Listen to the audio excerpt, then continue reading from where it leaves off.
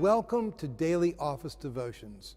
I'm Reggie Kidd, joining you from inside the Cathedral Church of St. Luke in Orlando, Florida. Thanks for joining me on this Tuesday following the second Sunday after Pentecost.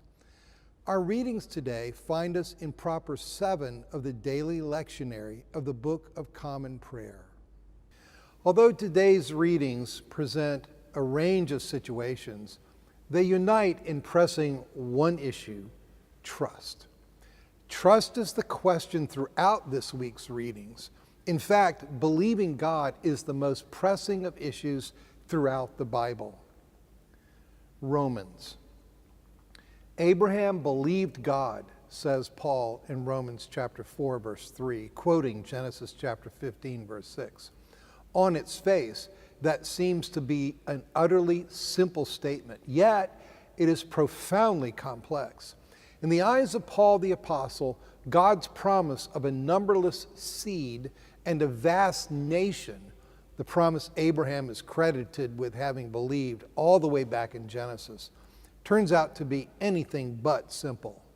Millennia after the fact, Paul realizes that the promise that Abraham believed included a specific seed, Jesus Christ, whose life, death, and resurrection have now brought forgiveness of sins for the whole world.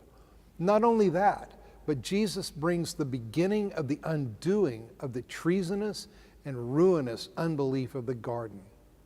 Abraham's simple decision to trust God has worked incalculable good, and Paul urges us toward a faith like that of Abraham, the ancestor of all who believe without being circumcised, and who thus have righteousness reckoned to them, and likewise the ancestor of the circumcised, who are not only circumcised, but who also follow the example of the faith that our ancestor Abraham had before he was circumcised. Romans chapter 4, verses 11 and 12.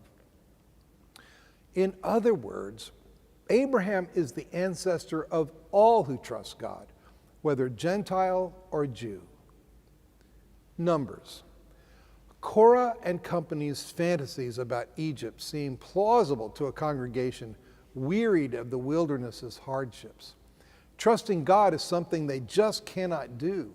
At Korah's challenge to their authority, Moses and Aaron beg Yahweh to limit punishment to the instigators of this rebellion of unbelief.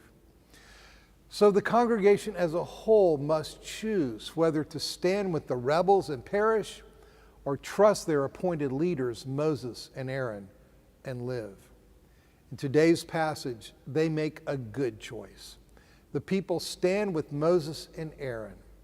In tomorrow's passage, they will revert to mistrust, accusing Moses and Aaron, "You have killed the people of the Lord." In their turn, Moses and Aaron trust that their vindication lies not in power politics and clever maneuvering against their attackers, but in simply submitting to Yahweh's power to sort the evil from the good. Matthew. For rich people, according to Jesus, the question is whether to trust the gifts or the giver. Reflecting this very teaching, Paul will later urge Timothy to warn rich Christians not to set their hopes on the uncertainty of riches, but rather on God, who richly provides us with everything for our enjoyment.